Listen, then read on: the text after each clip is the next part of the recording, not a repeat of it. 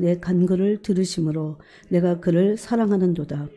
그의 귀를 내게 기울였으므로 내가 평생에 기도하리로다. 사망의 줄이 나를 두르고 수월의 고통이 내게 이르므로 내가 환난과 슬픔을 만났을 때에 내가 여호와의 이름으로 기도하기를 여호와여 주께 구하오니 내 영혼을 건지소서 하였도다. 여호와는 은혜로우시며 의로우시며 우리 하나님은 긍휼이 많으시도다. 여호와께서는 순진한 자를 지키시나니 내가 어려울 때에 나를 구원하셨도다. 내 영혼아 내 평온함으로 돌아갈지어다. 여호와께서 너를 후대하심이로다. 주께서 내 영혼을 사망에서 내 눈을 눈물에서 내 발을 넘어짐에서 건지셨나이다. 내가 생명이 있는 땅에서 여호와 앞에 행하리로다. 내가 크게 고통을 당하였다고 말할 때에도 나는 믿었도다. 내가 놀라서 이르기를 모든 사람이 거짓말쟁이라 하였도다. 내게 주신 모든 은혜를 내가 여호와께 무엇으로 보답할까? 내가 구원의 잔을 들고 여호와의 이름을 부르며 여호와의 모든 백성 앞에서 나는 나의 서원을 여호와께 갚으리로다. 아멘. 네. 지난 시간에 우리가 십자가의 도를 같이 나누면서 십자가의 도를 예수님이 가신 그 길입니다. 예수님은 십자가를 십자가 위에서만 지신 것이 아닙니다. 예수님은 예수님의 삶 자체가 태어나서부터 십자가에서 운명하실 때까지 십자가의 길을 가셨습니다.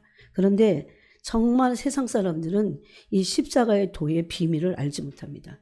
십자가의 도가 능력이고 구원입니다. 특별히 십자가의 도를 따를 때 우리가 구원을 얻겠다고 하는 것은 여러분 만약에 많은 사람들이 지옥을 가보면 그때 내가 십자가를 따라갈 걸, 십자가의 도를 깨달을 걸, 관심을 가질 걸 그렇게 말할 겁니다. 저는 제가 제 개인적인 이게 체험이지만 제가 영국에 있을 때 정말 그냥 죽은 것 같았어요. 죽은 것 같았어요. 제가 그 약을 딱 먹었는데 이렇게 그 어느 홀로 이렇게 확 빠져들어가면서 그 한국 같으면 아마 앰뷸런스를 불러갖고 막 가지고 근데 그때 가족이 정말 한 명도 없었습니다. 그 큰 집에. 근데 어떤 이렇게 그 홀로 제가 확 빨려 들어가면서 그 정신을 잃었어요. 근데 그때 제가 너무나 천국은 아니었어요. 근데 딱 지옥은 아닌데 그 앞인 거예요. 그래서 너무나 두려워갖고, 근데 그 기억을 잊을 수가 없어요. 그때 그 두려움. 여기는 희망이 없다는 걸 알게 돼요. 여러분, 희망이 없으면 그 절망이 정말 사람을 죽게 합니다. 그리고 얼마나 부끄러운지 몰라요. 부끄럽고 두려웠습니다. 그 부끄러움이 극심하니까 그 부끄러움이 두려웠어요. 근데 그것이 그 지옥의 앞이라는 걸 알게 됐는데, 여기서 나 스스로는 한 발자국도 빠져나갈 수 없구나. 내가 여기서 나 스스로 내 영혼을 위해서 내가 할 일은 아무것도 없구나. 빠져나가려고 하는데. 여러분 정말 빠져나가고 싶은 것이 그때는 이 땅에서는 이런 걱정도 하고 저런 걱정도 하고 앞으로 뭐 어떻게 살 건가 이 종말이라고 하는데 막 세상에 환난도 오는데 이러죠. 그런 수많은 걱정들이 그 앞에서는요 하나도 걱정이 안 돼요. 오로지 이 지옥 문 앞을 어떻게 빠져나갈까 그 생각밖에는 안 듭니다. 그래서 알게 됐어요. 이 땅에 있는 그런 그 고민들은 고민이 아니구나.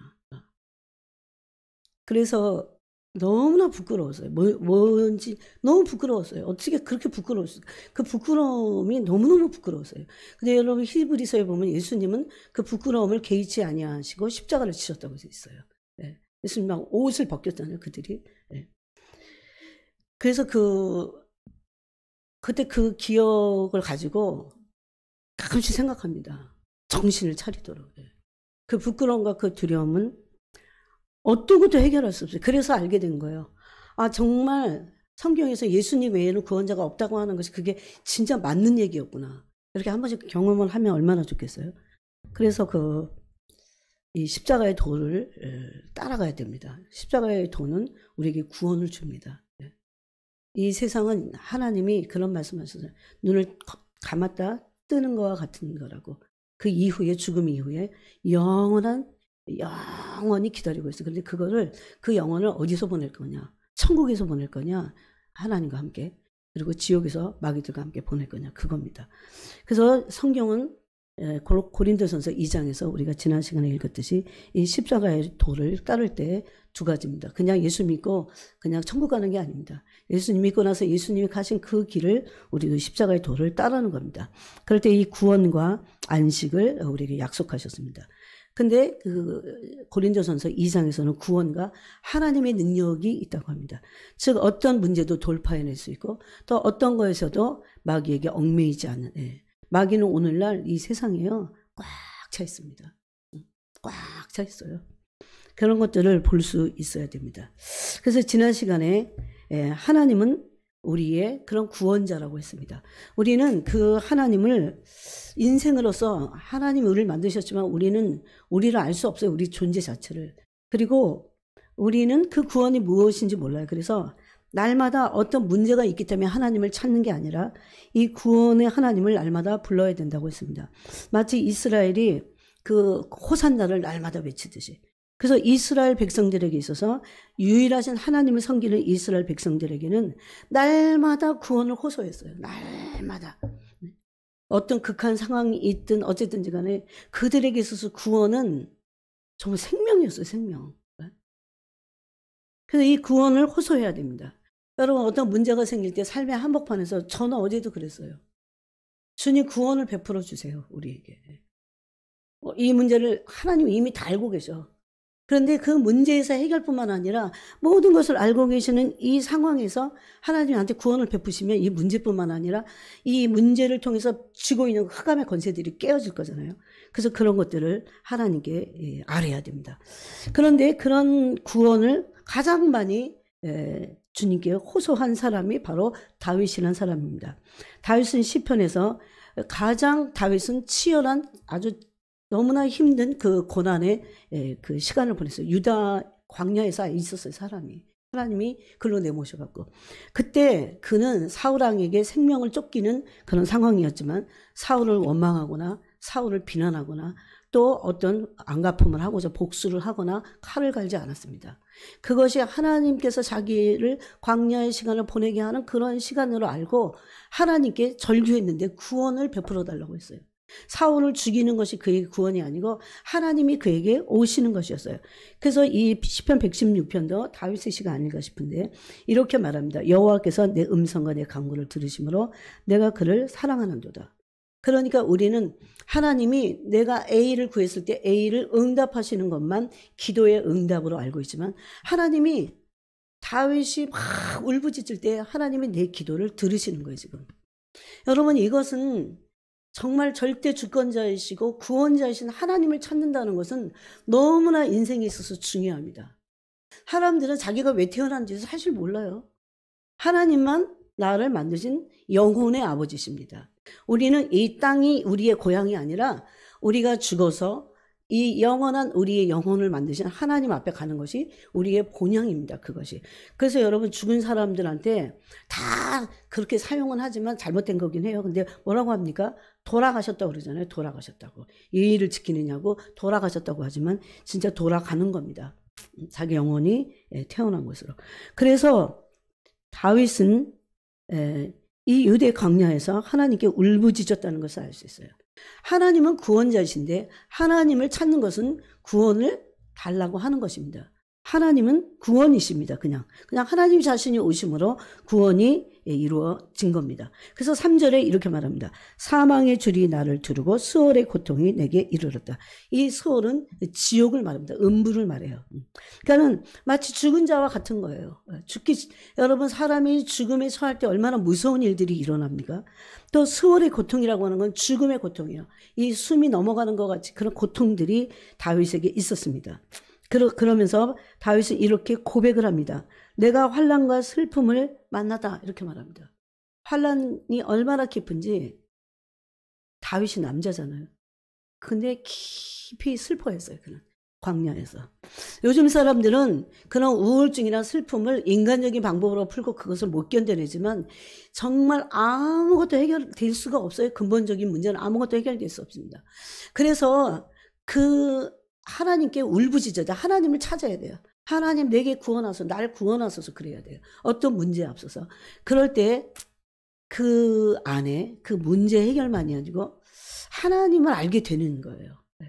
그 하나님을 찾을 때 하나님이 이렇게 해결하시는 것들이 있어요. 아니 그 하나님이 임하심으로 이 모든 것들을 하나님이 알아서 우리를 이끄십니다. 또 우리를 만들어 가십니다.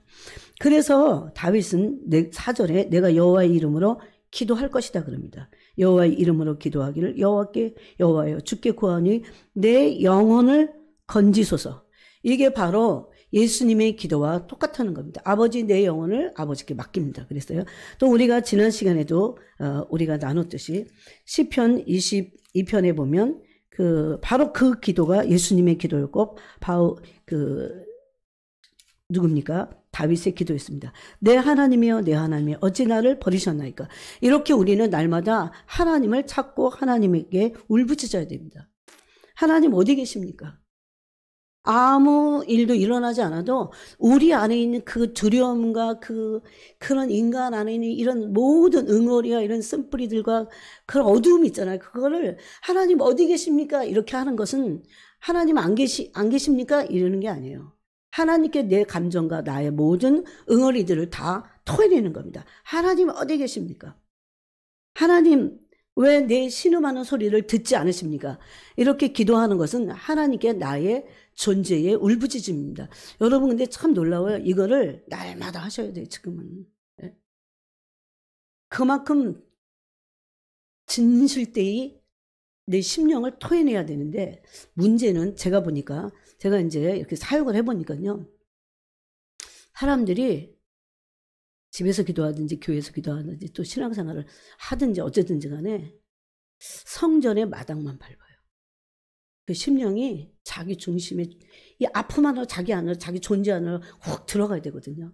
그래서 그것을 다 끄집어내야 되거든요. 토해내야 돼요. 그 장소를 뭐라고 부르냐면 지성소라고 합니다. 예수님께서 그래서 예수의 피로 그 지성소까지 깊이 들어갈 수 있는 우리에게 담력을 주셨다고 그래요. 아무나 못 들어갔거든요. 구약에서는. 그런데 사람들은 성전의 마당만 밟습니다. 그렇기 때문에 기도를 진실되이 할 수 없어요. 또 기도를 진지하게 할 수 없어요. 정말 기도를 할 수 없어요. 진실된 기도는 지성소 안으로 들어가는 겁니다. 그 기도는 자기 속에 있는 모든 응어리와 두려움과 원망과 그 인생으로서 그 약점 있잖아요. 그것들을 다 토해낼 수 있어야 됩니다. 근데 너무 종교적이어서 성전 마당만 계속 밟는 겁니다. 절대 지성소로 들어갈 수 없기 때문에 기도가 진지하고 깊어지지 않아요. 여러분 기도는 10분을 하더라도 깊은 기도를 해야 됩니다. 깊은 기도는 다른 게 아니라 무슨 어디에요 막 이렇게 사로잡혀 갖고 하는 게 아니라 내 중심에 가장 깊은 곳에 있는 쓴뿌리와 괴로움과 인생으로서 이 제한적이고 한계적이고 또 어둡고 내가 내 어둠을 여러분 어쩔 수 없습니다. 이것을 하나님 앞에 다 토해낼 수 있어야 돼요. 그래서 이거는 깊은 기도는요. 내 어둠을 가지고 내가 이렇다는 것을 정직하게 실제적으로 알을 수 있는 그 감정이 토해져 나와야 되거든요. 그게 깊은 기도입니다. 그럴 때 하나님은 대부분 우리의 기도를 다 듣고 계세요. 다 들으시면서 그 사람이 못 느낄지라도 응답하십니다. 하나님이 뭔가를 보내주신다는 겁니다. 그래서 다윗은 그 기도의 대가입니다. 그래서 항상 하나님의 구원을 다윗은 그 유대 광야에 있을 때 울부짖었어요. 그겁니다. 바로 내 영혼을 건져주십시오. 네. 문제를 해결하는 것만이 아니에요. 여러분 문제를 해결하면 그 문제는 해결돼요. 그렇지만 내 안에 있는 진짜 이 바깥에 있는 문제를 인식하는 고통스러운 나는 없어지지 않아요. 그렇죠? 여러분 바깥에 있는 거는 해결될 수 있어. 그거는 사실은 시간이 가면 또 해결이 돼요. 네? 그래서 세월이 약이라는 말이 있긴 있어. 그런데 진짜 이 신앙생활의 진수는 뭐냐면 내 속에 있는 그 응어리들을 하나님 앞에 다 토해내야 됩니다. 이것이 쓴뿌리가 되고 응어리가 되면 이게 내 성품이 돼버려요. 어떤 사람 그래서 엄청 우울합니다. 원래 그 사람은 너무나 제가 이렇게 어떤 사람 보잖아요. 그러면 원래 엄청 밝은 사람이야. 엄청 그 밝음을 하나님으로부터 받았어, 그 성품을. 그래서 너무 아름다워. 근데 원수가 그 인격을 막 파괴시키면서 어둠을 막 주고 막 그 어둠을 하나님께 다 토해내지 않으니까 이 사람이 이 안에서 어두워집니다. 그 불안함과 원망과 불평과 시기 질투 이런 걸로 인해서 이 사람이 어두워졌어요. 그런데 이렇게 얘기를 하다 보면 원래 이 사람은 하나님으로부터 받은 그 아름다운 성품이 있어. 이거는 마귀는 하나님의 형상으로부터 온 것을 파괴시키려고 하는 게 마귀의 일이라는 겁니다. 그래서 우리는 이 땅에 살면서 이 한시적이고 연약한 우리가 하나님을 찾아야 돼요. 하나님을 찾는다는 것은 구원의 하나님을 찾는 것입니다. 그래서 하나님 불러야 돼. 하나님은 우리 영혼에 믿든 안 믿든 다 영혼의 아버지십니다. 그래서 돌아가는 겁니다. 그분에게로. 그래서 우리는 하나님을 찾고 부르짖고 다윗과 같이 내 영혼을 건져달라는 그 구원의 기도를 해야 됩니다. 그러면서 다윗이 그렇게 울부짖었을 때 깨닫게 된 것이 뭐냐, 바로 5절입니다. 하나님은 어떻게 해요? 은혜로우시며. 우리는 하나님의 얼마나 은혜로운지를 잘 모릅니다. 자, 그러면 이사야서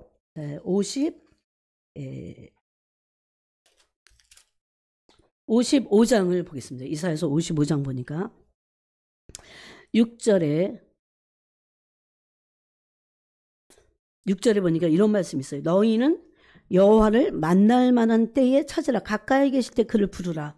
언제가 만날 때고 가까이 하나님이 우리에게 오시기를 원하냐면요, 우리가 고통 중에 있을 때입니다. 사실은. 너무나 고통이 없고 너무 괜찮으면 하나님을 찾을 수 없어요. 사실 사람은. 그런데 고통스럽다고 해서 다 하나님을 찾는 것은 아닙니다, 여러분. 근데 고통의 한복판에서 하나님은 그 사람이 하나님을 찾을 때 바로 내가 네 옆에 있어 라고 말씀하고 싶으셔요. 그래서 이렇게 표현한 겁니다. 너희는 언제가 하나님을 만날 때입니까? 고통 중입니다. 옛날 찬양에 여러분 그런 거 있잖아요. 하나님께로 더 가까이 갑니다. 고통 가운데 계신 주님. 변함없는 그분의 사랑. 그런 찬양 있잖아요. 그러니까 어떤 사람이 고난이 싫으니까 하나님께로 더 가까이 갑니다. 우리 중에 계신 주님. 그거는 그 찬송을 망가뜨리는 거예요. 고통 가운데 계신 주님이에요. 저는 영국에 있을 때 정말 많은 고통을 당했어요. 그런데 그 찬양을 정말 많이 불렀어요. 그럴 때 늘 그 고통 중에 하나님이 계시다는 것을 알게 됐습니다.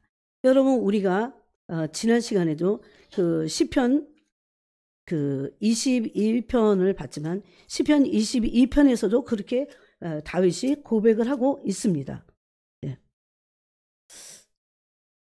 하나님은 정말 고통 중에 우리 곁에 계십니다. 그때 하나님을 바로 찾을 때고 그때가 하나님을 만날 때다. 그렇게 말씀하고 있습니다. 그러면서 7절에 악인은 그의 길을, 불의한 자는 그의 생각을 버리고 여호와께로 돌아오라. 그리하면 하나님께 돌아가서 그 고통 중에서 하나님을 찾는 겁니다. 문제 해결만을 원하는 게 아니고 하나님 존재를 찾는 겁니다. 왜 찾아야 돼요? 하나님은 우리 영혼을 만드신 아버지와 영혼의 아버지야. 우리에게 육신의 아버지가 있듯이 영혼의 아버지는 하나님이십니다. 사람들이 그것을 안 믿고 하나님을 찾지 않아서 하나님이 아버지신 것을 그들이 경험한 적이 없어요, 사실. 그렇지만 하나님은 우리의 영혼의 아버지십니다. 그래서 돌아오라고 말씀하십니다. 그리하면 그가 어떻게 해요? 긍휼히 여기시리라. 하나님의 긍휼은 능력입니다. 어떤 어려운 문제가 있어도 하나님의 긍휼과 자비가 나한테 오잖아요. 그러면 힘이 여기서부터 확 올라와. 이걸 경험해야 돼.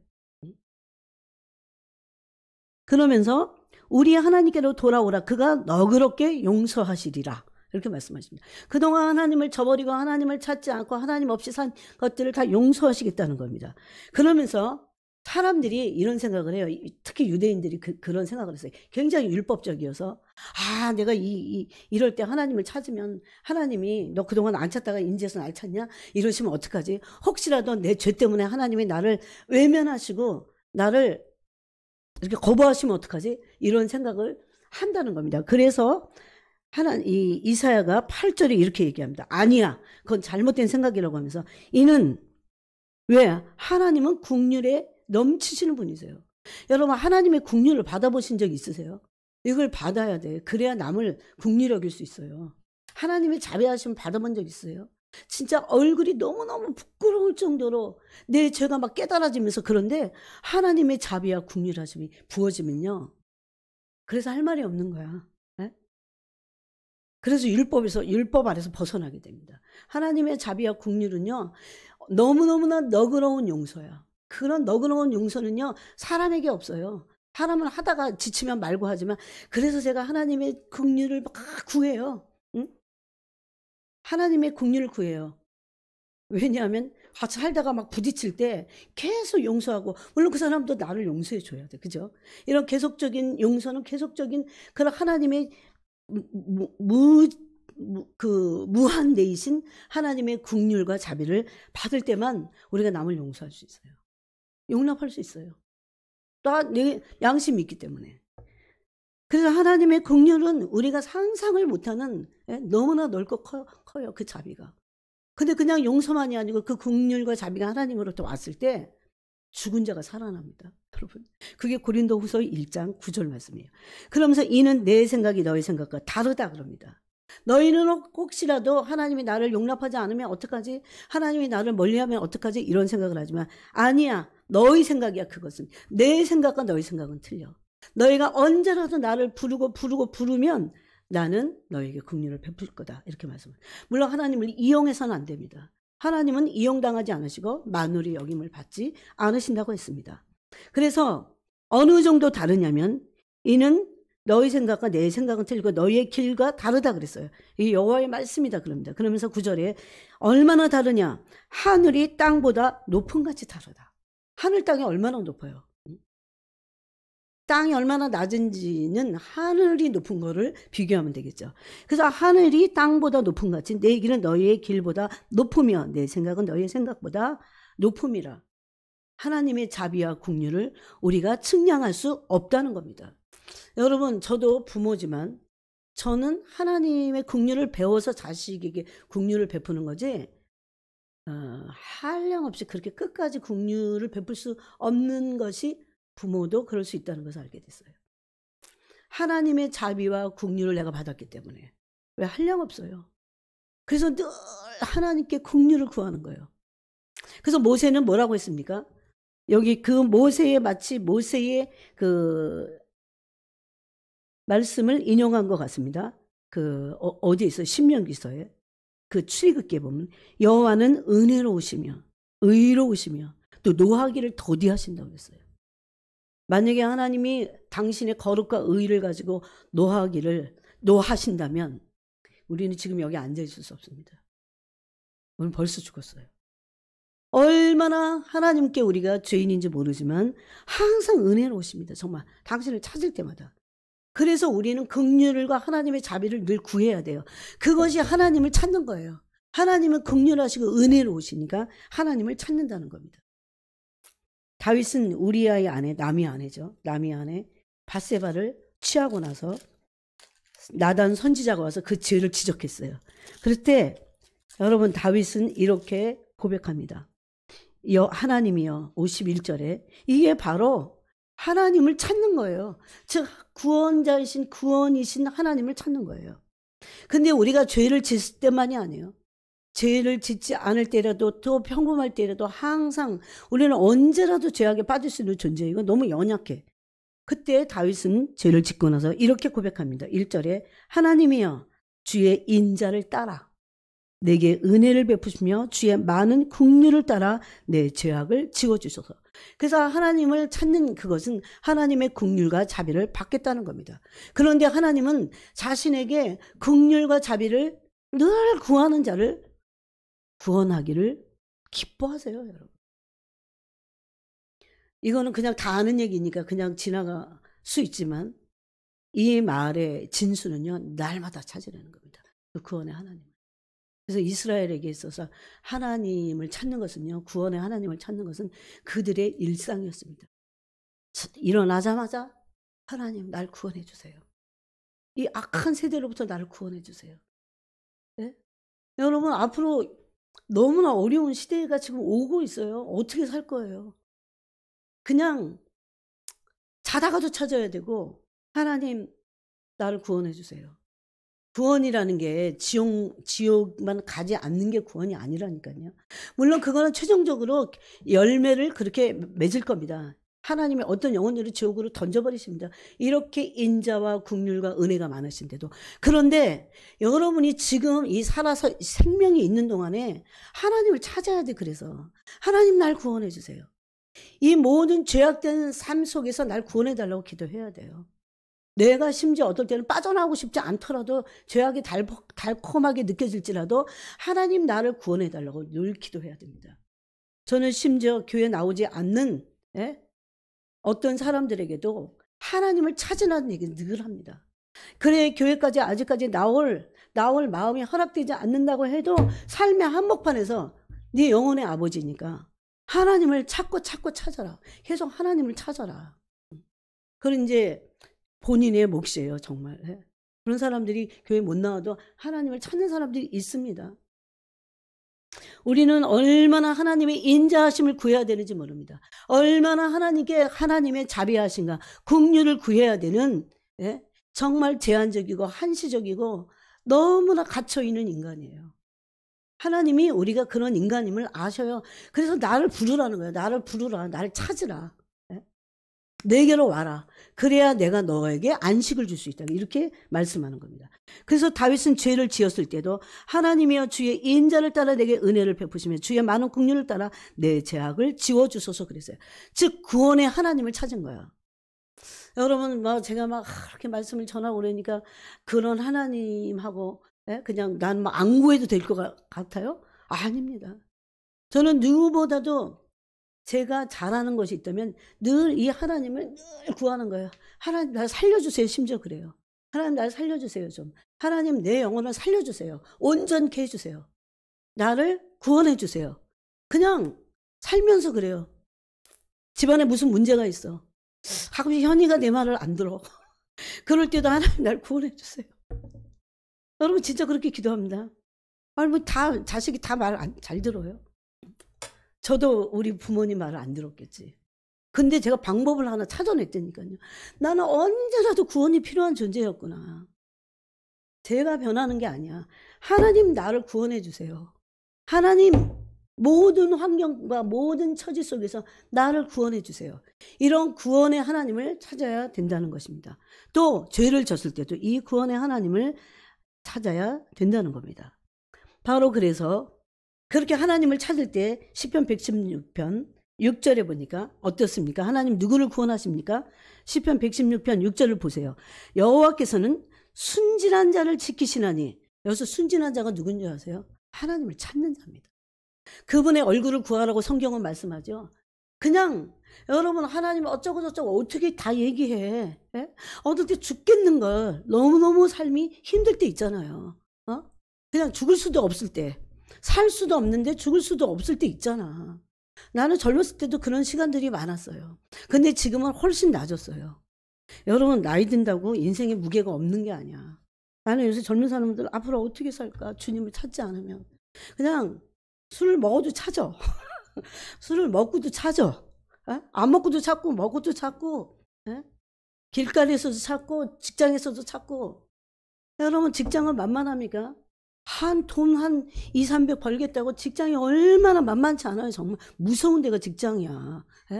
그런 데서 삶의 한복판에서 우리가 정신병 안 걸리고 어떻게 살아남냐고요. 공부는 쉬운 줄 아세요? 우리비 보니까 정말 아무것도 만만한 건 없어. 어떨 때 우리미가 할 수 있는 거는 하나님 내가 가르쳐 줬어요. 하나님 날 구원해 주세요. 늘 그렇게 기도해라. 언제든지 우리는 구원이 필요해. 그냥 공부 잘하게 해주세요만이 아니야. 그 모든 공부만 잘하면 뭐예요 근데. 그 문제만 해결되면 뭐해. 하나님을 찾을 때 하나님이 이 상황을 모든 것을 아시기 때문에 수습을 해 주신다는 겁니다. 물론 당장이 아니더라도 하나님의 선하신 계획과 뜻과 때와 때에 따라서 다 그 모든 일을 하신다는 겁니다. 여러분 중에 남편이 안 믿는 분들 얼마나 있잖아요. 늘 그걸 내가 그냥 직접 싸우려고 하지 말고 하나님 구원해 주세요. 구원을 지금 이 시간에 하나님의 성령이 오셔서 구원을 베풀어 주세요. 그거는 지옥을 안 가는 구원만이 아니에요, 여러분. 이 삶의 현장에서 일어나는 하나님의 개입과 통치입니다. 하나님의 통치가 일어나도록 하나님을 구하는 게 구원을 베풀어 달라는 겁니다. 그래서 하나님은 이렇게 순진하게 하나님을 찾는 자들을 어떻게 해요? 지키신다고 했습니다. 그리고 그들을 심지어 어려울 때에 어떻게 해요? 구원하셨도다 그랬어요. 어려울 때 하나님 찾아야 돼요. 언제라도 찾아야 돼요. 그것이 여러분의 믿음이 돼야 됩니다. 그러면서 7절에 어떻게 됩니까? 하나님을 찾았더니 하나님이 구원하시는데 7절에 내 영혼아, 다윗의 고백이에요. 너의 평안함으로 돌아갈지어다. 평안해지는 거예요. 평안함으로 돌아갈지어다. 여호와께서 너를 후대하심이로다. 후하게 대해 주시는 겁니다. 주께서 내 영혼을 사망에서 내 눈을 눈물에서 내 발을 넘어짐에서 건지셨도다. 사람은 마귀에서 자기 발이 걸려갖고 넘어진지도 몰라. 근데 너무너무 고통은 느끼고 있어요. 그때도 하나님을 찾고 찾으면 하나님이 그런 순진한 자들, 하나님을 찾는 자들은 순진한 자들이에요. 그들을 구원하시는 하나님이시고 그들의 삶에 하나님의 그 호의, 후대를 베푸신다는 겁니다. 그래서 다윗은 이렇게 결심했습니다. 내가 생명이 있는 땅에서 여호와 앞에 행하리로다. 이제는 내가 언제나도 주님을 찾을 것이다. 그게 10절입니다. 내가 크게 고통을 당하였다고 말할 때에도 나는 믿었도다. 누굴 믿어요? 구원의 하나님을 믿는 겁니다. 저는 여기 이제 젊은 청년들이지만 정말 하나님을 지금부터 찾아야 돼. 늘 찾아야 돼요. 그래야 그것도 쌓입니다. 하나님을 찾고 찾는 것이 계속 쌓여서 하나님이 다 알고 계시다가 하나님이 그 우리의 적당한 때에 하나님이 개입하셔서 이런 문제를 해결하신다는 겁니다. 여러분이 그래서 필요할 때만, 물론 필요할 때는 더욱 찾아야 돼. 그렇지만 보통 때에도 늘 구원이 필요하다는 것을 깨닫고 하나님을 찾고 찾아야 됩니다. 그러면서 다윗은 이렇게 말했습니다. 내가 놀라서 이르기를 모든 사람이 거짓말쟁이라. 여러분, 내가 힘들 때 사람 찾고 사람에게 말하고 어쩌고 저쩌고 해결이 되든가요? 사람들 다 거짓말쟁이입니다. 네? 여기서 거짓말쟁이라는 것은 거짓말을 말한다는 것보다는 사람은 믿을 만한 존재가 못 돼. 의지의 대상이 아니야. 부모도 의지 대상 아닙니다. 하나님께 의지해야 돼요. 내가 부모가 돼 보니까 자식 속을 다 몰라. 네. 어떻게 알아요? 제가 얘기 안 하면 몰라 그렇게 눈치로 그냥 때려 잡으면서 내가 그냥 그래서 그러나 보다 그러면서 막 기도해 주긴 하지만 그래서 기도할 수 있는 부모가 있다는 게 감사해야 돼. 그래서 저는 어떻게 하는지 아세요? 기도해 주는 부모가 없는 애들을 골라서 기도해. 골라서요. 안 믿으니까. 더 마음이 가요.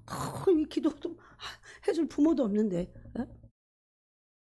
그때 다윗은 사람을 믿을 수 없다는 것을 이렇게 지금 표현했어요. 그러면서 12절에 내게 주신 모든 은혜를 내가 여호와께 무엇으로 보답할까? 왜? 하나님이 나의 진정한 구원자가 되셨기 때문입니다. 그러면서 13절에 내가 여기서 무슨 잔을 들어요? 구원의 잔을 들고 여호와의 이름을 부르며 이제 경험한 거예요. 하나님의 구원을 다윗이 광야에서 경험을 한 겁니다. 여호와의 모든 백성 앞에서 나는 나의 서원을 여호와께 갚으리이다. 그래서 다윗은 사울에게서 쫓겨다니면서 사막을 다녔어요. 유대 광야에서 젊은 시절을 인생을 그때 보냈습니다. 그런데 다윗은 거기서 하나님께 울부짖음으로 실제적으로 사울의 손에서 구원받은 일이 한두 번이 아닙니다. 어느 날 사울이 사람 군대를 3,000명을 풀어서 다윗을 잡겠다고. 그래서 이 벼룩 하나 잡겠다고 초가상과 불태우는 거랑 똑같지. 왜 나한테 이렇게 하냐고 그랬어요, 다윗이. 그래도 사울을 원망하지 않습니다. 원망하지 않았어요. 왜? 하나님으로부터 그 돌을 배웠기 때문입니다. 여러분, 그래서 원망하고 불평하고 시기하고 질투하고 그렇게 하지 말고 구원의 하나님을 찾으면 그것은 죄가 되지 않고 오히려 하나님께로부터 구원을 모든 상황으로부터 얻게 된다는 겁니다. 또 시편 25편을 보겠습니다. 자, 여러분 부지런히 보세요. 시편 25편. 시편 25편은 다윗의 시입니다. 근데 다윗은 시편에서 25편에서 이렇게 말하고 있습니다. 여호와여 나의 영혼이 주를 우러러 보나이다. 왜 우러러 봐요? 우러러 본다는 것은 구원의 하나님을 지금 구하고 있는 겁니다. 여러분 그렇게 해본 적 있으세요? 아무것도 누구에게도 말할 수 없어. 말해봤자고 말할 데도 없고. 예? 여자들은 뭐 결혼하면 친정엄마한테 얘기하는데 어떻게 얘기해. 걱정할까봐 더 얘기 못해. 예? 정말 얘기할 때는 없어요. 그럴 때 주님을 우러러보는 거야. 아무도 없다는 거, 아무에게도 말할 수 없다는 것을 빨리 알아차려야 돼. 그런데 여러분 실제적으로 그런 문제를 속에서 막 부르르 자기를 자아를 부인하지 않으면 이거를 말하지 않으면 못 견뎌. 그래갖고 막 사람들한테 얘기하고 여기 나중에 이게 막 흑암이야. 막 비방이 되고 막 엄청난, 예? 마귀는 막 신나서 여기서 사람들 속에서 일하죠. 예? 그것이 나중에는 이간질이 되고 험담이 되니까. 그런데 그렇게 하지 않고 하나님께 내 영혼이 하나님을 우러러보는 겁니다. 이게 다윗의 영성이었어요. 하나님만을 찾는 거예요. 예? 이런 경험, 그래서 이렇게 해보고 하나님을 찾을 때 하나님이 나한테 어떻게 하셨는지에 대한 체험이 있어야 그 신앙이 깊이 뿌리를 내린다는 겁니다. 뭐라고 했습니까? 하나님 우러러오면서 뭐라고 기도를 하냐면, 나의 하나님이여, 내가 주께 의지하여 싸우니 나를 부끄럽게 하지 마시고 나의 원수전에 나를 이겨 개가를 부르지 못하게 하소서. 여기서 다윗의 원수는 마귀예요, 마귀. 예. 사울 왕이 아닙니다. 다윗은 한 번도 자기를 죽이려고 쫓아왔던 사울을 원수라고 생각하지 않았어요. 참 놀랍죠. 사실 진짜 원수잖아. 그래서 사울이 죽었을 때 이스라엘의 아버지요. 그리고 진짜 울었어요. 진짜. 예? 정말 다윗과 같은 사람, 그래서 오실 메시아의 표상이 됐구나, 다윗이. 예? 그 정도가 돼야 돼요. 우리의 영성이 거기까지 자꾸 나가야 돼요. 아무도 원망하지 않는 것. 예? 아무도 원망하지 않고 오로지 주님의 얼굴만을 구하는 겁니다. 그러면서 주를 바라는 자들은, 이게 뭡니까? 주님의 구원을 바라는 거예요. 주님만을 원하는 거예요. 그들은 수치를 당하지 않겠다. 다윗이 계속 얘기하잖아요. 절대 수치를 당하지 않을 것이다. 까닭 없이 속이는 자들은 수치를 당할 것이다. 여호와여, 그러면서 뭘 가르쳐 달라고 합니까? 주의 도를 내게 보이시고, 이 내 문제를 없이 하여 주세요. 그렇게 기도하지 않았다는 것을 제가 깨달았어요. 주의 도로 자기를 가르쳐 달래. 이게 시편 119편에서 전부 주님의 도를 어떻게 하면 내가 배울 수 있을까를 기도한 것이 시편 119편에 170 몇 절까지, 이게 176절인가요? 네. 그러면서 뭐라고 하십니까? 주의 진리로 나를 지도해 주세요. 또 주의 진리로 나를 교훈하옵소서. 주는 내 구원의 하나님이시니 내가 종일 주를 기다리나이다. 바로 이겁니다. 누구도 원망하지 않고 누구에게도 말하지 않고 사람에게 말해봤자 또. 그래서 하나님께만, 하나님의 얼굴만을 구하고 늘 구원의 하나님을 찾고 찾을 때 하나님이 어떻게 나한테 응답하시는지를 우리가 그것을 알아야 됩니다. 그때 여러분, 어제 우리가 나눴던 것, 뭘 배워야 된다고 했습니까? 3가지의 종류의 사람이 있다고 했어요. 지금은 이 마지막 때에 하나님이 불시험의 연단을 하는 사람들이 있습니다. 이때 시험이 그냥 시험이 아닌 불시험입니다. 그때 베드로전서 1장에 보니까 능력으로, 이들이 하나님을 찾을 때 능력으로 보호하십니다. 그 다음에 2번째 사람들은 매와 징계가 필요한 사람들이 있어요. 그냥 불시험이 아니라 이건 연단이에요. 근데 정말 실질적으로 죄가 계속 습관적인 죄를 변하지 않으면서 짓고자 할 때 매와 징계가 필요합니다. 그럴 때는 히브리서 말씀대로 가볍게 여기서는 안 되고 낙심도 하지 않고 징계를 받아서 순종을 배워야 된다고 했습니다. 이때 반드시 의의 열매를 맺어야 돼요. 그러면 마귀가 틈타지 않고 이때 엄청난 평강이 여러분 삶 속에 막 죽을 것 같이, 여러분 요즘 사람들은 이 심령에 병이 많이 생겨갖고 작은 일에도 불안해요. 제가 그걸 봤어요. 그런데 아무리 힘든 일이 있어도 하나님을 찾아서 하나님의 평강이 내 심령에 주장이 되잖아요. 그러면 그다음부터 희한해. 웬만한 거는 아무렇지도 않아. 자꾸 이렇게 되는 겁니다. 여러분, 요즘 사람들의 특징이 그거잖아요. 심령이 너무 약한 거. 예? 근데 세상은 만만치가 않잖아요. 그 어떻게 정신병 걸려 잘못하면. 그런데 그때 낙심하지 않고 가볍게 여기지 않고 이 징계를 받아들이고 하나님께 순종을 배우고 의의 열매를 맺는 겁니다. 의의 열매를 맺으면 무슨 열매를 동시에 맺습니까? 평강이 옵니다. 한번 읽어보겠습니다. 이것은 히브리서입니다. 그래서 성경 말씀에 모든 해답이 다 있다는 겁니다, 여러분. 히브리서 12장입니다. 8절에 보니까 특별히 5절에 내 아들아, 그 하반절에 보세요. 내 아들아, 주님의 징계하심을 경히 가볍게 여기지 말라는 거예요. 가볍게 여기지 말며 그에게 꾸지람을 받을 때 낙심하지 말라. 가볍게 여기거나 낙심하거나, 여러분 낙심이 되면 이거 내가 해서는 안 되는 거구나, 이렇게 생각해야 돼요. 그래서 하나님의 얼굴을 자꾸 구해야 돼요. 그러면서 주께서 그 사랑하시는 자를 징계하시고 그가 받아들인 아들마다 채찍질하심이라. 그러면서 8절에 뭐라고 합니까? 징계는 다 받는 것이거늘 정상적인 부모면 육신의 부모도 자식을 징계합니다. 이제 크면 징계할 수 없어. 그래서 어렸을 때 해야 돼. 여러분이 결혼하거든 어린 아기들을, 그 아기의 수준에 맞게 징계를 해야 됩니다. 성경은 징계하라고 돼 있어요. 막 폭력으로 때려갖고 애를 집어던져갖고 죽이거나, 요즘 그런 문제가 너무 많잖아요. 그렇게 하지 말라는 겁니다. 주님의 말씀으로 징계를 하라고 돼 있어요. 징계는 다 받는 것이거늘 너에게 없으면 버림받은 자다, 이렇게 말씀하고 있어요. 그러면서 10절 보세요. 부모님들은 잠시 자기의 뜻대로 우리를 징계하였거니와 오직 하나님은 우리의 유익을 위하여 그의 거룩하심에 참여하게 하려고 징계하셨다, 이렇게 돼 있어요. 그러면서 무릇 징계가 당신은 어떻게 보여요? 즐거워 보이지 않습니다. 슬퍼 보여요, 징계받을 때. 그래서 슬픔 중에라도 하나님 얼굴을 구해야 돼. 그러나 그로 말미암아, 그 징계로 말미암아 연단받은 자들은 무슨 열매를 맺어요? 의의 열매뿐만 아니라 평강의 열매를 맺습니다.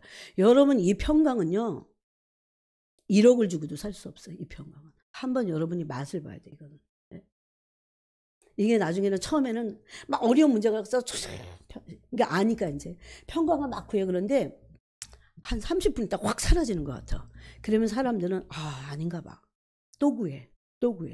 근데 평강이 오는 법칙이 있어요. 평강이 오는 법칙은, 여러분 만약에 부자들에게 평강을 그 주사 한 대에 100만 원이다 그럼 맞을걸. 부자들은 맞고도 200만 원, 500만 원이라도 맞을걸요. 그런데 하나님은 거저 주시는 거야, 이게. 근데 반드시 평강의 열매를 맺으려면 법칙이 있는데 의의 열매를 맺어야 돼. 하루아침에 안 돼. 그러니까 계속 하나님의 얼굴을 구하고 구원을 바라보고 구원의 하나님을 찾고 찾을 때 우리가 점점 어떻게 해요? 의의 열매를 맺습니다. 의의 열매를 맺으면 하나님 내게 평강을 주세요, 그렇게 하지 않아도 와. 이게 법칙이기 때문에. 이게 참 놀라운 거예요. 이걸 경험해야 돼. 그래서 평강이 전혀 의의 열매를 완전하게 맺어야만 평강이 오는 건 아닙니다. 그렇지만 때에 따라서 계속해서 이 평강이 오도록 기도해야 된다는 겁니다. 그래서 의의 열매를 맺고 그 다음에 평강의 열매를 맺는 것입니다. 그래서 주님의 도를, 주의 길을 가르쳐달라고 기도해야 됩니다. 여러분, 우리의 마음을 빼앗기면 안 됩니다. 마음이 세상이나 사람에게 빼앗기면 혼의 마음이 됩니다. 인간의 누추한 마음이 돼버려요. 그래서 마음으로 주님의 이름을 구해야 됩니다. 우리는 구원자신 하나님이 필요해요. 여러분, 사람의 마음은 사람을 구원 못해. 사람의 마음은, 여러분, 어떤 혼에다가 묶어버려요. 이게 묶임이거든요. 이렇게 묶여갖고 사람이 자유를 못 찾고 맨날 고통을 당하고 심령에 그러는 거예요. 쫓겨다니고, 말할 수가 없죠. 그래서 막 요즘은 약을 먹고 난리 부리지만 해결이 안 되잖아, 이게. 만약 그런 게 해결될 것 같았으면 벌써 아마 모든 사람이 다 자유를 얻었을 겁니다. 그러므로 주님의 이름을 구해야 됩니다. 주님의 이름은 구원의 이름입니다. 주님의 이름은 유일한 구원이십니다. 유일한 구원이십니다. 그래서 여러분, 로마서 10장 13절에 보니까 예수 그리스도의 이름을 부르는 자는 구원을 받을 것이다 그럽니다. 이 구원이 지옥만 안 가는 구원이 아니에요. 그냥 삶 속에서 예수 그리스도의 이름을 자꾸 그 구원의 이름을 불러서 그분을 자꾸 찾아야 돼요. 그럴 때 이 상황에 대한 구원이 임하는 겁니다. 또 사도행전 2장 21절에도 한번 찾아볼까요? 여러분, 사도행전 2장 기록된 성경을 여러분이 알아야 됩니다. 21절에 보니까 주의 크고 영화로운 날이 이르기 전에, 이제 예수님 오실 때 너무 가까웠어요. 이 크고 영화로운 무서운 날이 올 겁니다. 여러분, 그때 평소 때 지금 주님의 이름을 부르지 않던 사람이 갑작스럽게 불러지지 않는다는 겁니다. 지금 불러야 돼요. 지금. 그런데 여기 성경은 뭐라고 하냐면 그런 극한의 어떤 날이 곧 오겠다는 겁니다. 여러분 지금 세상 돌아가는 거 보세요. 예? 과학자들이 다 쉬쉬하고 나사나 이런 데서 쉬쉬해서 그래. 민심이 동요될까 봐. 그렇지만 엄청난 징조들이 지금 하나님은 그래서 당신이 오실 때가 가까울수록 해, 달, 별 모든 천체를 통해서 징조를 나타내십니다. 기후, 사람이 조작하는 말든 다 그것이 하나님의 징조의 사인이라는 겁니다. 그래서 이 20절에 보니까 사도행전 2장 20절에 주의 크고 영화로운 날이 이르기 전에 해가 변하여 어떻게 됩니까? 어두워지게 된다고 하는 겁니다. 여러분 지구를 돌던 소행성 하나만 지구로 부딪혀도 지구는 끝장나. 흑암이 옵니다. 흑암. 그러면 모든 전력 이런 것들 다 파괴될 겁니다. 그래서 흑암이 오는 거예요. 아니 그래도 무슨 전력이 있어요. 배터리도 돌리지. 네? 이런 게 안 올 것 같으세요? 성경은 요한계시록 이런 말씀 너무 많아요. 네? 그러면서 달이 변하여 피가 되리라 그랬어요. 달이 변하여 피가 되리라. 요새 블러드문 그래갖고 이런 거 많잖아요. 근데 진짜 이 일이 오게 될 거라는 겁니다. 그때 다시 말씀해 21절에 누구든지 주의 이름을 부르는 자는 구원을 받으리라 그랬어요. 주님의 이름 안에는 뭐가 있습니까? 구원이라고 하는 이름 안에 그 뜻이 있어요. 즉 주님의 이름을 부른다는 것은 구원자를 부른다는 것입니다. 그래서 구원을 받게 되는 것입니다. 그 다음에 요엘서 2장 32절을 보겠습니다. 똑같은 말씀이 이미 요엘서에 기록이 되어 있습니다. 자, 요엘서 2장 32절에 보니까 31절에 아까 똑같은 말씀이 있습니다. 30절부터 읽어보면 내가 이적을 하늘과 땅에 베풀리니 그 피와 불과 연기 기둥이라. 이제 주님의 날이 올 때 세 가지가 피, 불, 연기, 불로 심판하실 때가 온다는 겁니다. 요새 이스라엘 뉴스 보니까 사해바다가요 계속 수면이 낮아지고 있어. 이거는 엄청난 그 조짐이에요. 그러면서 여러분 100년에 한 번씩 엄청난 지진이 이스라엘에 있었거든요. 근데 그 100년에 올 지진이 지금 이스라엘에게 오고 있다는 겁니다. 이 지질학자들이 지금 말하고 있잖아요. 일본은 진짜 무서워요. 이런 지진대가 4개가 겹쳐 있어 일본에. 그래서 일본의 영혼을 위해서 많이 기도해야 돼요. 그래서 어떡하든지 지금 빨리 구원하셔갖고 그거 난리잖아요. 지금 과학자들이 계속 얘기하는데. 그러면서 여기도 똑같은 말씀합니다. 여호와의 크고 두려운 날이 이르기 전에 해가 어두워지고 달이 핏빛같이 변하려니와 누구든지 여호와의 이름을 부르는 자는 구원을 얻으리니 이는 나 여호와의 말대로 시온산과 예루살렘에서 피할 자가 있을 것이며 남은 자 중에 나 여호와의 부름을 받을 자가 있을 것입니다. 누굽니까? 남은 자와 피할 자와 부름을 받을 자들이 하나님의 이름을 부르는 자들이에요. 왜? 그분의 이름이 구원이라는 이름이 있다니까. 그러니까 하나님의 이름을 부르면 구원을 베푸시겠다는 겁니다. 또 이런 말씀을 한번 다 찾아보겠습니다. 이사야 46장 13절에 보니까 이렇게까지 말씀하셨는데 여러분이 안 찾으면 우리의 잘못이죠. 이건 이사야 46장 12절을 보면 마음이 완악하여 공의에서 멀리 떠난 너희여 내게 들어라. 여러분 요즘 사람들이 하나님 찾지 않고 마음이 완악해갖고 그래서 살만하니까 먹고 살만하니까 옛날에 우리 어르신들은요 진짜 왜 기독교가 한국에 이렇게 퍼진 줄 아세요? 먹고 살만하지 않으니까 하나님의 얼굴을 하나님 막 선교사들이 막 전도했을 때 주님의 이름을 부른 거예요. 네? 진짜 하나님이 얼마나 많이 한국을 축복하셨는지 모릅니다. 젊은 사람들은 처음부터 이런 줄 알아. 너무너무 가난했어 진짜. 저 어렸을 때는 계란 프라이가 그냥 하나 먹는 게 부자들이 먹는 거였어요. 부자들이. 괜찮은 집 애들이 그래도. 예? 가난한 집 애들이 어떻게 계란 프라이를 먹어. 그러면 그게 부러워. 계란 프라이 도시락에 싸갖고 오잖아. 그럼 부러워 그게 막. 예? 그랬어요. 그때 마음이 완악해서 공의에서 멀리 떠난 너희여 그래도 하나님 구원하시려고 너희가 그렇게 마음이 완악해서 나를 안 찾아도 나한테 들어봐. 한번 내가 얘기해 볼게. 들어봐. 그러면서 하신 말씀이 13절에 내가 나의 공의를 가깝게 할 것인즉 그것이 멀지 아니하나니 나의 구원이 지체하지 아니할 것이라. 내가 나의 영광 이스라엘 위하여 구원을 시온에 베풀리라 그랬어요.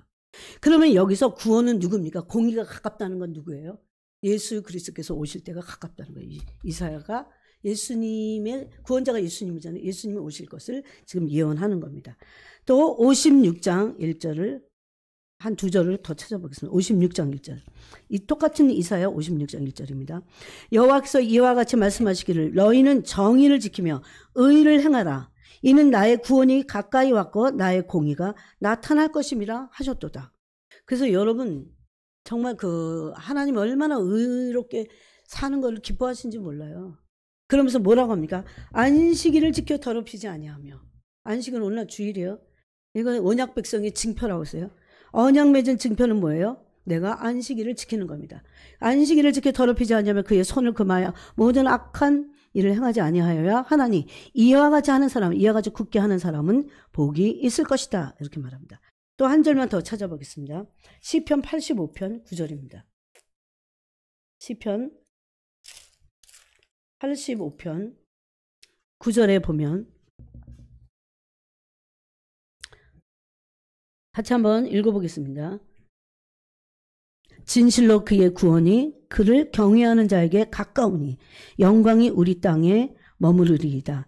인애와 진리가 같이 만나고 의와 화평이 서로 입맞추며 진리는 땅에서 솟아나고 의는 하늘에서 굽어보는도다. 하나님이 이걸 너무 기뻐하세요. 그래서 경외하는 자에게 어떻게 해요? 하나님을 경외하는 자에게 하나님의 구원이 가까이 머무르겠다. 이렇게 말합니다. 그래서 구원의 하나님을 내가 의롭든지 안 의롭든지 간에 죄를 짓든 안 짓든 어느 상황에서든지 하나님의 공의를 구해야 된다는 겁니다. 여러분 이제 말씀 맺겠습니다. 이 세상에는 안식이 없습니다. 안식 없어요.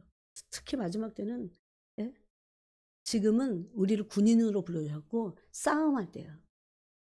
내가 금요일날 이렇게 앉아서 이렇게 이제 말씀 준비하면서 이렇게 묵상하면서 있는데 주님이 이 가슴에다가요 막 뭐라고 할까 이를 열고 막 부어주시는 거야.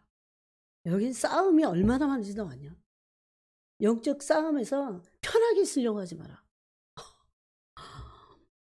싸움이 나에게만 와서 안식을 취하라는 거예요. 그 외에 그런 인간에게 안식을 취하려고 할 때 사단이 유혹해버려. 틈타버리고. 오히려 긴장 상태에서 항상 그 적을 대비해야 돼요.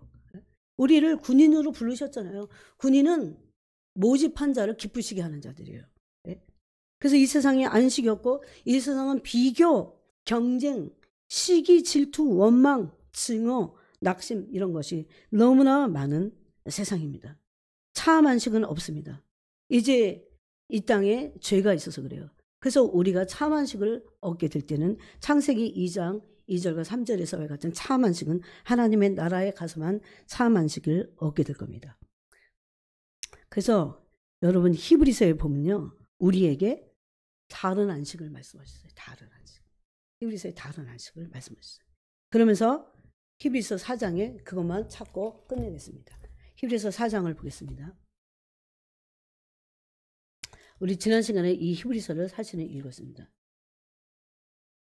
이 히브리서 4장 9절에 보니까 다른 안식이 있을 뿐만 아니라 안식할 그 다른 날이 우리에게 하나님의 백성에게 안식할 날이 남아있다.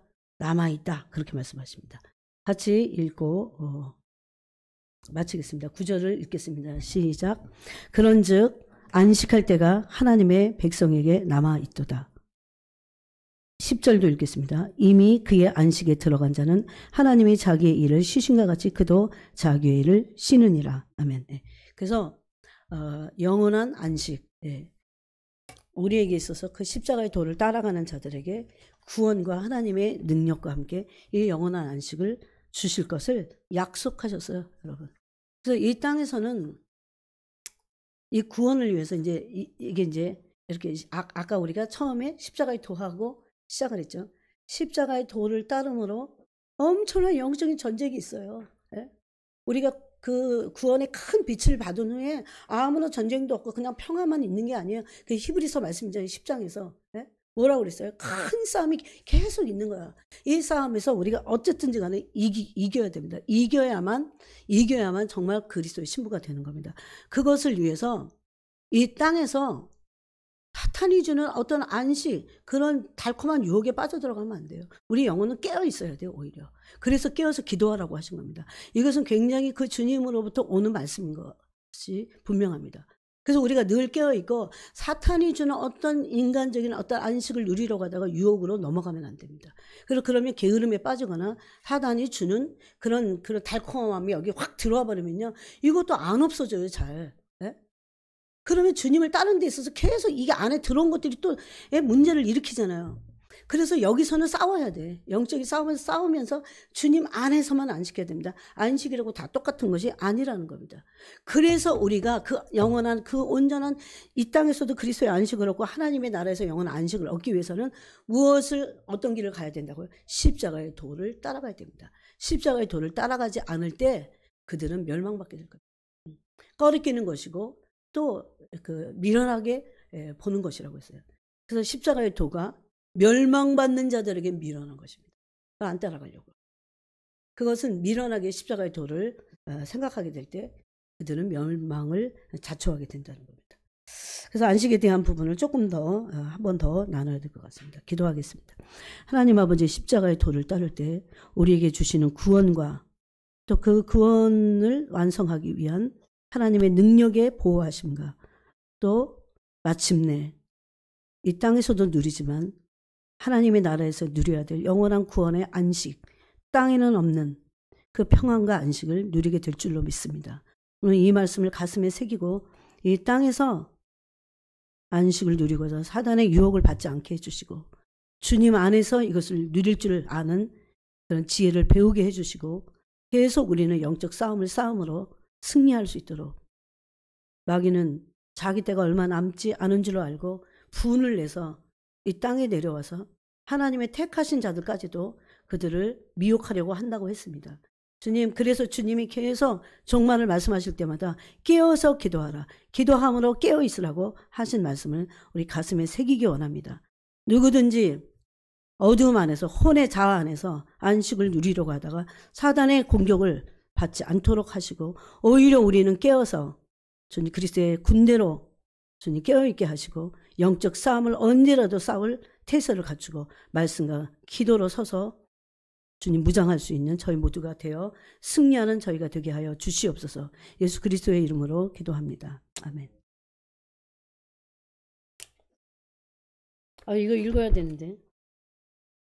이거 읽어야 되는데. 십자가를 다시 멸류관을 쓰시고 잠깐만. 이제 십자가를 지심이 마지막이에요.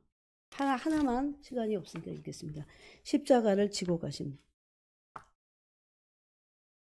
저희가 예수를 끌고 갈 때 시몬이라는 구레네 사람이 시골로서 오는 것을 잡아 그에게 십자가를 지어 예수를 쫓게 하더라.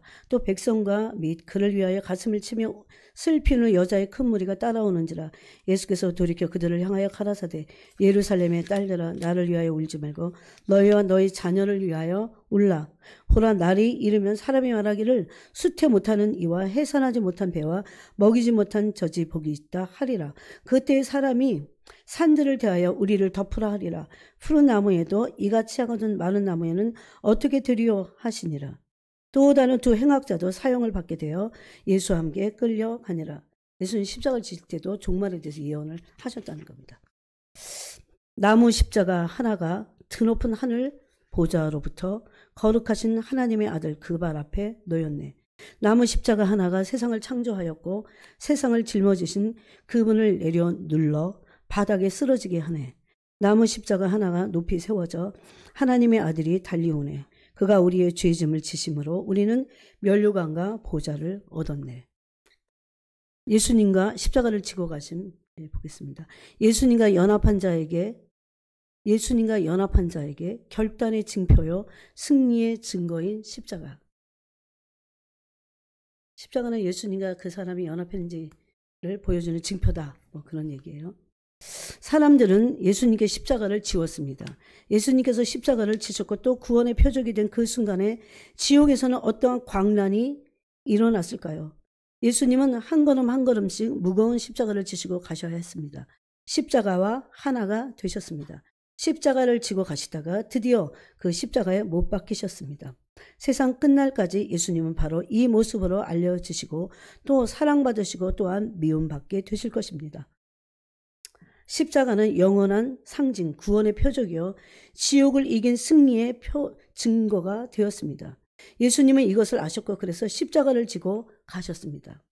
오늘 그리고 언젠가 예수님께서 그분의 백성들과 함께 이 세상에 다시 오셔서 승리의 진군을 하실 때 누가 그분의 승리를 함께 나누고 싶어 하지 않겠습니까?